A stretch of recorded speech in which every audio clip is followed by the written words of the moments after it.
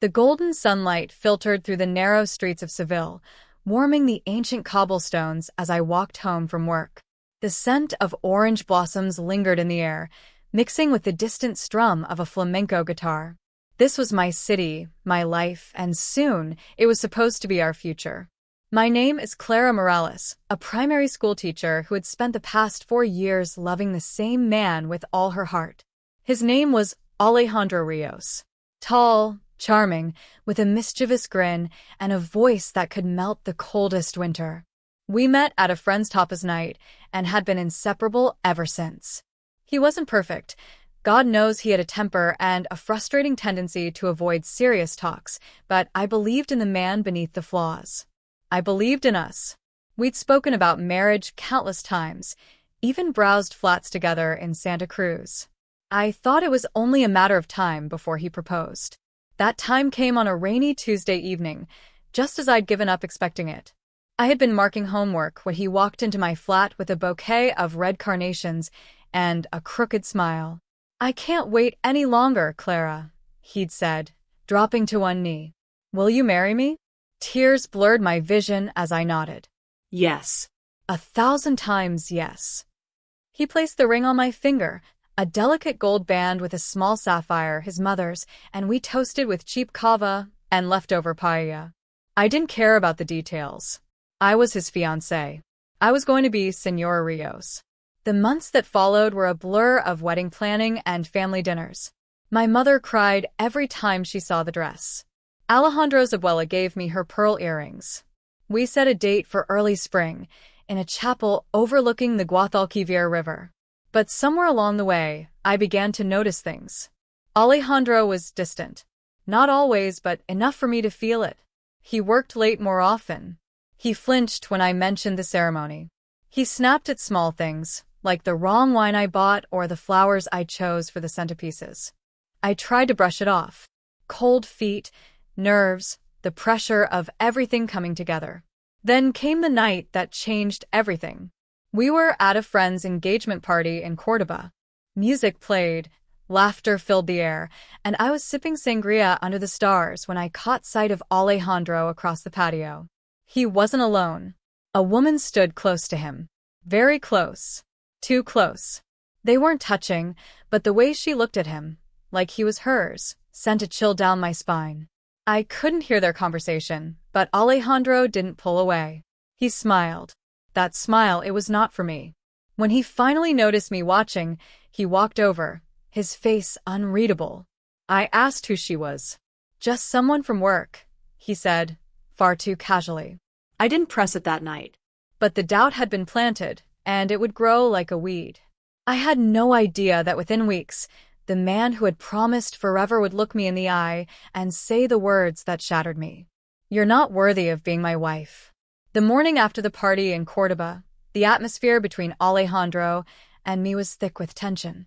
He left early, muttering something about a meeting in Malaga. No kiss. No goodbye.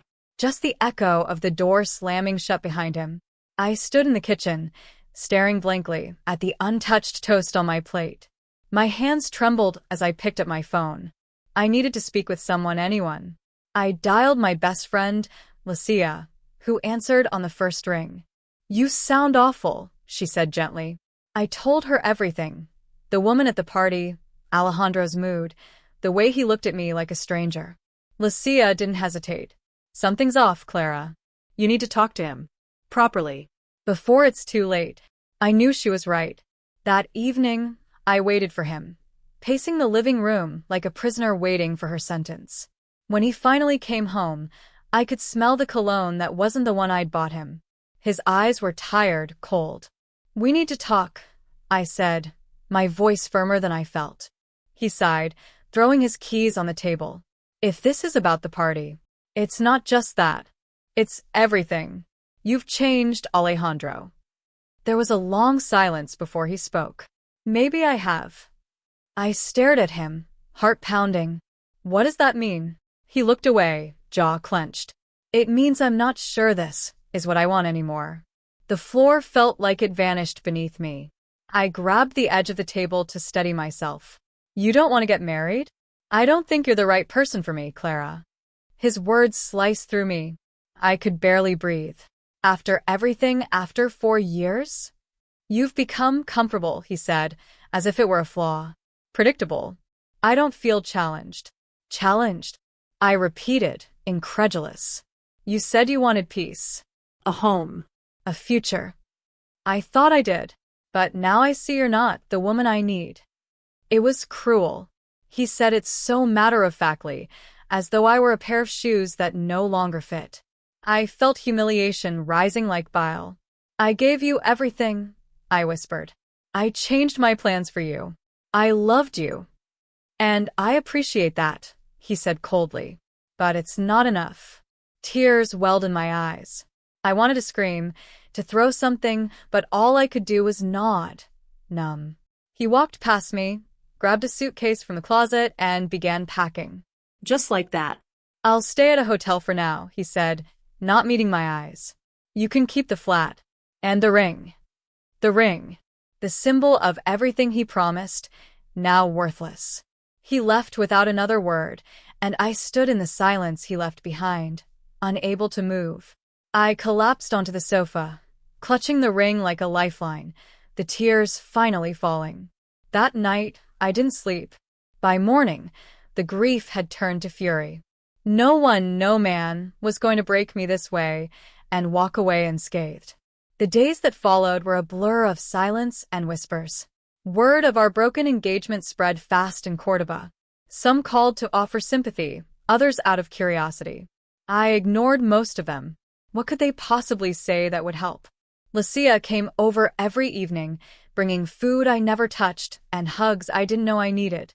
You have every right to be angry, she said as she poured us both a glass of wine one night. He humiliated you. Left you like yesterday's news. But why? I muttered, staring at the untouched wine. Why now, after everything we went through? Lucia gave me a hesitant look. You remember the woman from the party? The one in red? My stomach twisted. The one who looked like she belonged on a magazine cover? She's not from our circle. No one knew her. But someone saw Alejandro with her, a week before the party, at a hotel in Seville. I froze. A hotel? Lucia nodded slowly. It could be nothing, but it could be everything. The thought gnawed at me. Suddenly, memories I'd brushed aside began to resurface. Late meetings, unexplained trips, a new cologne, his sudden obsession with fitness. Was it all for her? I couldn't sit still. That night, after Lucia left, I opened Alejandro's laptop, still left on the desk, carelessly. No password change. He hadn't even thought to lock me out. I searched emails first. Nothing obvious. Then his messages. Buried in a folder titled Work Trips were photos of her. Sun-kissed skin, laughing on a boat, dressed in that same red dress. Him beside her, arm around her waist. My stomach flipped. One of the photos was time-stamped 2 days before our engagement party. I covered my mouth to keep from crying out. He hadn't just fallen out of love. He had fallen into someone else's bed while pretending to plan a future with me. The betrayal burned through my chest. My hands trembled as I closed the laptop, rage flooding my veins. I thought I'd feel broken. Instead, I felt awake. Let him have her, I thought. Let him have the lies. I wasn't going to crumble. I was going to rise. But not for him. For me. The next morning, the sun rose over Cordoba with golden indifference. I, however, felt anything but warm.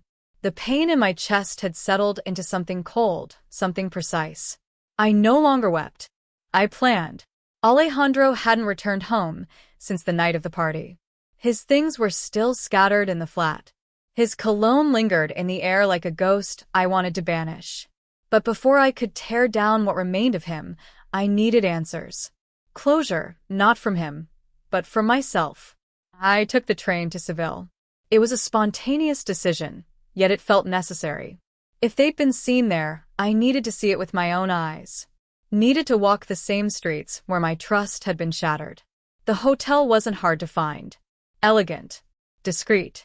I stood across the street for a long while, just staring. imagining them laughing under its chandeliers, toasting to stolen time. It made my skin crawl. Inside, I approached the reception desk with an air of quiet confidence. "Excuse me," I said, keeping my voice even. "I'm trying to reach my fiancé. He stayed here recently. Alejandro Vargas." The woman at the desk frowned slightly. "One moment," she typed, then paused. "He was here last week, with a Miss Valentina Cruz." The name slapped me. So it had a name. The woman. The betrayal. Everything now had a face, a voice, and a booking history. I thanked her and left.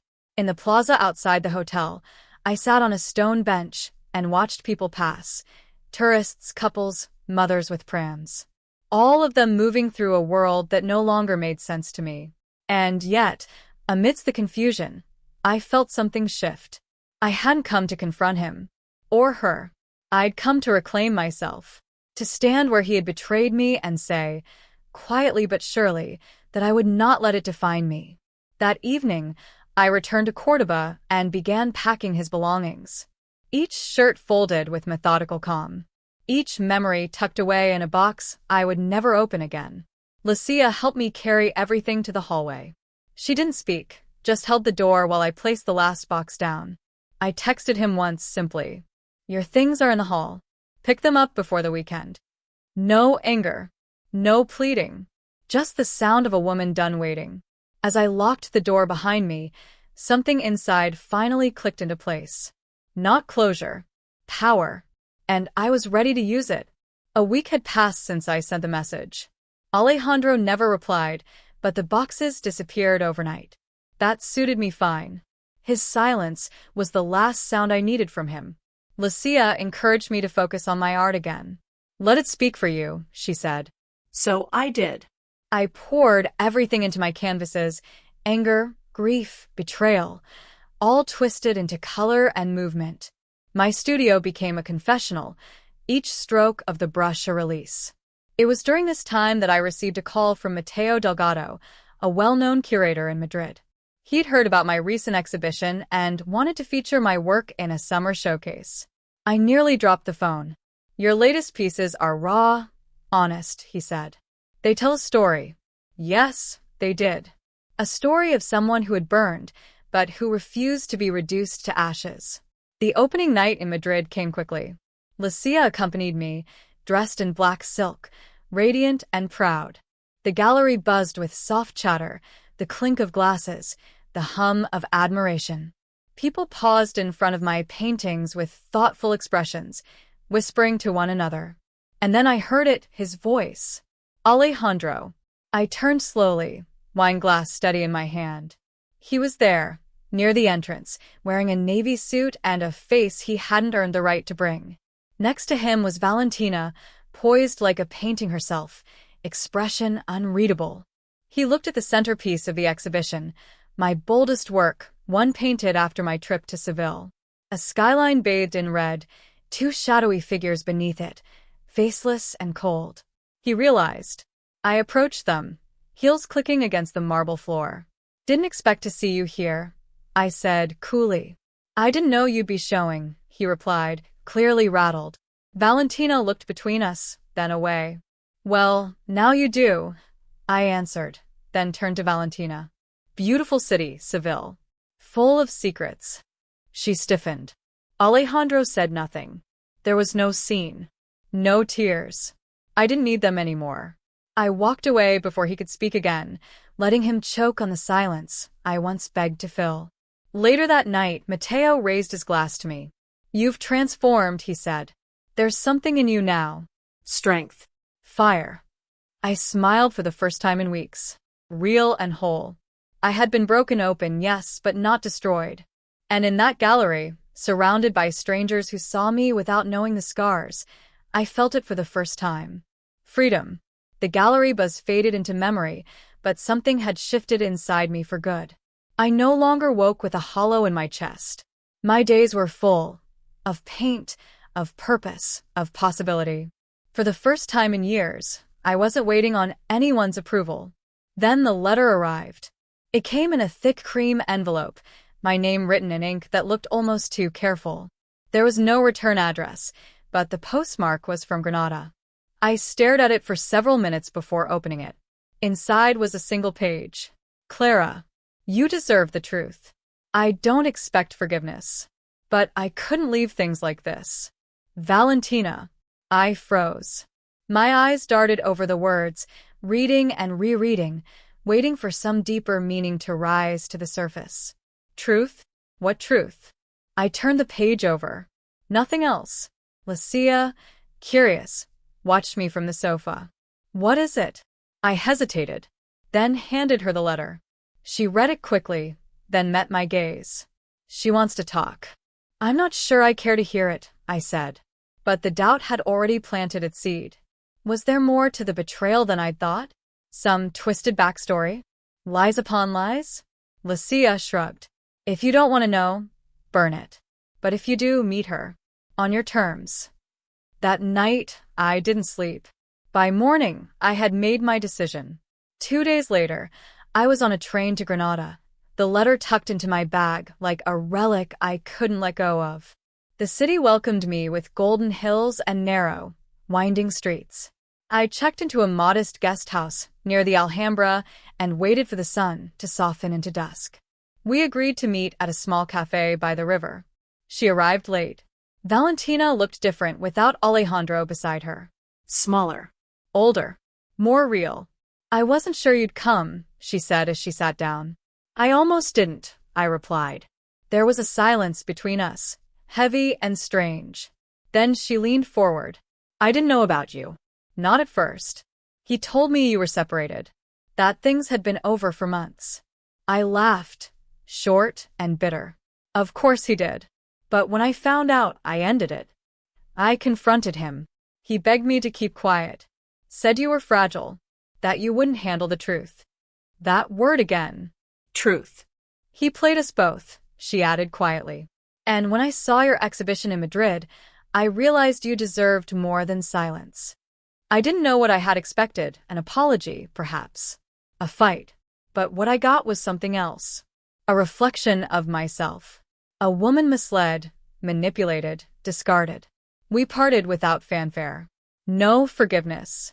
Just understanding. That evening, I stood on a terrace overlooking the city, the rooftops glowing beneath the fading sun. I thought of all the lies I believed, and how, step by step, I was learning to believe myself again. Back in Madrid, something had shifted within me. I had gone to Granada expecting confrontation, perhaps closure. But what I'd found instead was clarity. Alejandro wasn't the storm. He was only the wind that knocked over my walls. The real rebuilding had always been mine to do. Days passed. I painted more than ever, pouring every color of my heart onto the canvas. My apartment smelled of oils and citrus, the windows open to spring. Lucia suggested I submit a new series to a gallery she'd once worked with. It's different now, she said. You're not just painting loss. You're painting truth. I titled the collection La Mujer Despierta, The Woman Awakens. But as I prepared the works for submission, I found myself lingering on one unfinished piece. A self-portrait. Half in shadow, half in light. My expression unreadable. Not quite angry. Not quite serene. I couldn't bring myself to finish it. One afternoon, while organizing my studio, I found something odd. A notebook. Leather-bound, dusty, wedged behind a stack of old sketchbooks. I opened it slowly. The first pages were familiar, studies of Madrid rooftops, scribbled lines from years ago. But then, further in, I found entries in Alejandro's handwriting. I nearly dropped it. The dates suggested it was from our early years, when we were still newly married, still in love. Curiosity overpowered revulsion. Clara says she dreams of painting full-time. I admire her spirit, but she has no idea how cruel the art world can be. She cried today after her portfolio was rejected. I told her it wasn't meant to be. I can't tell if she hears me anymore. Sometimes I wonder if I've made her too dependent on my opinion. I don't mean to crush her, but maybe I am. My throat tightened. Each sentence felt like a blade sharpened with passive pity. Another page. Met a woman at the architecture conference. Bright. Confident. So different from Clara lately. I feel ashamed, But also alive. I slammed the book shut. He had documented his betrayal as if it were a private science experiment, observing my pain with detached curiosity, rationalizing his erosion of me. I felt sick. Lucia found me sitting on the floor hours later, the book still clutched in my lap. I thought I had stopped letting him in, I whispered. But he left rot in the walls. She knelt beside me. Then it's time to tear them down. All of them. I stood the next morning in front of my unfinished self-portrait. For hours, I painted. My hands shook. My heart raced. I didn't stop. When I finally stepped back, the woman in the frame looked back at me with unflinching defiance. No longer half in shadow. She was all light now. The opening night of La Mujer Despierta drew more visitors than I had dared imagine. The gallery buzzed with murmurs of admiration and curiosity, wine glasses clinking, heels echoing softly against the stone floor. I stood near the back, watching from behind a column as strangers read my soul laid bare across every canvas. My name was printed on the small white plaques next to each painting. Not as Alejandro's wife. Not as a silent muse. Just Clara Martin. Lucia stood proudly by the front, guiding conversations with her usual sparkle. That one, she said to a well-dressed couple, pointing at the self-portrait. She finished it in one night. Said it was like tearing down a house with a single brush. I smiled faintly, nerves dancing in my chest. Then I saw him. Alejandro. He stood just inside the doorway, stiff in his tailored jacket alone. Our eyes met briefly, and for a second, I saw confusion ripple across his face. Not recognition. Not regret. Just confusion. He didn't walk in right away. Perhaps he expected me to come to him. I didn't. Minutes later, he wandered past the first painting. A woman seated on a balcony, eyes closed to the sun. Then another, hands covered in paint, shaping something unseen. Then he stopped in front of the final piece. The self-portrait. His expression twisted. I moved beside him, slowly. I didn't speak until I could hear his breath catch. You kept that notebook, I said quietly. He flinched. You read it? Yes. Silence. The buzz of the crowd felt distant, like the echo of waves behind thick glass. I didn't write it to hurt you, he murmured. It was a way to make sense of things. I kept my eyes on the painting. You didn't want to understand me. You wanted to explain me away. You needed a reason to leave, so you wrote one for yourself. He said nothing. A woman approached him, tall, confident, the same one I had seen in Granada. She placed a hand lightly on his arm. Ready to go? He gave me one last glance. Not angry, not proud, just small. I turned away before he could say anything else. That night, La Mujer Despierta sold out. Every piece claimed. But I kept the self-portrait. It didn't belong to anyone else. Later, after the guests had left and the gallery lights dimmed, Lucia and I sat on the floor, sipping cava from plastic cups. You think that was closure? She asked. No, I replied. That was me turning the page. I didn't need applause. I didn't need an apology. I had finally painted the last word of a story he no longer had the power to write. The morning after the exhibition, the air felt different. Lighter. Almost as if the weight of the past had evaporated overnight, leaving nothing but space for new beginnings. I woke to the sound of the sea crashing against the rocks outside, the salty breeze slipping through the cracks in the shutters. For the first time in months, I felt at peace. Lucia had insisted on a celebratory brunch, and we gathered at a small cafe by the beach. The tables were scattered with fresh croissants, fruit, and warm coffee. The scent of salt lingered in the air, mingling with the soft hum of early morning conversation. Clara, you did it. Lucia beamed as she poured a generous amount of champagne into my glass. The world finally knows your name. I smiled, but it wasn't pride that filled me. It was a deep, quiet satisfaction. Do you feel different? Lucia asked, leaning in with curiosity. I feel like I've finally met myself, I said softly. Like I've stopped living through someone else's eyes. Lucia nodded, sensing the shift in me. She reached across the table, her fingers brushing mine. And what now? I took a slow breath, letting the question sink in. What now? The gallery had been a release, a confirmation of everything I'd been through. But it was also a step into something unknown. Without the confines of Alejandro's shadow, I had space to breathe, to become something I hadn't imagined for myself before. I said, I'm going to leave. Lucia blinked, as if the words hadn't quite processed. Leave? Yes. Barcelona. Her brow furrowed. But your work here is just beginning. You've made a name for yourself. People want more from you. I knew, but my heart was already elsewhere. The city no longer felt like home to me. It had become a place where I had hidden, not lived. I need to go somewhere I can find my own rhythm, I explained. I need silence. Solitude. I want to paint without any distractions, without anyone trying to tell me what I should be. Lucia was quiet for a moment, her gaze thoughtful. Finally, she gave a slow nod. Then go. Find what you're looking for. I'll be here when you're ready to come back. I felt a small smile tug at the corner of my lips. Thank you. We spent the rest of the morning discussing my plans, but my mind was already on the horizon. Alejandro had gone. He'd faded into the past, where he belonged. And me? I was finally free. As the last drop of champagne hit my lips, I felt a wave of clarity. This was the first day of the rest of my life. The days that followed felt like the start of something entirely new.